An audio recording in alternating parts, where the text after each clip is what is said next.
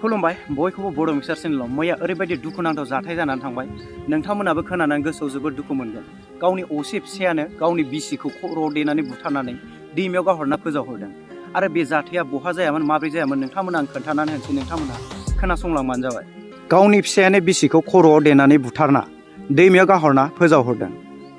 बे जाथाया जादों क'क्राझार जिल्ला सेरफांगुरि थानानि सिङाव थानाय थाइगिरगुरि गामिनि फिसाय बिष्णु बसुमतारिया गावनि असे बिसि सोदोमस्रि ब्रह्मखौ गुबुननि न'खराव नांगोल जांख्रा जाखांनानै जौ लोंनानै फैनानै न'खराव दावराव दावसि जानानै गावनि असे बिसिखौ खर'आव देनानै जिउ फोजोबो। लोगोसे जायगानि एबा न' खाथिनि गंगार जावफ्लंलङा दैसायाव फोजावहरनाय गोथै देहाखौ मैया मोननो हादों। न'खराव दावराव दावसि जाबाखि गावनि बिसिखौ खर'आव देनानै बुथारनांगौ बे माबा मोनसे खोथा नामा?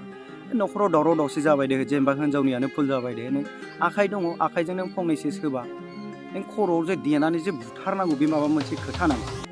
दा बेफोरबायदि अन्थाइ बिखानि अननाय गैयै मानसिफोरखौ अननानै लाब गैया, बिदि मानसिखौ जेलाव थैजासिम जोबनानै दोननांगौ। नोंथांमोना मा बुङो? आंनिबाथ' बिदि मानसिखौ जेलाव थैजासिम जोबनानै दोनथारनांगौ आरो बेफोरबायदि अननाय गैयै मानसिफोरखौ साजा होआब्ला उनाव बेफोरबायदि जाथाया जानो हागौ। बेखायनो बेफोरबायदि अननाय गैयै मानसिफोरखौ अननानै लाब गैया, बिदिखौ साजा होथारनांगौ। नोंथांमोना मा बुङो कमेन्ट खालामहर।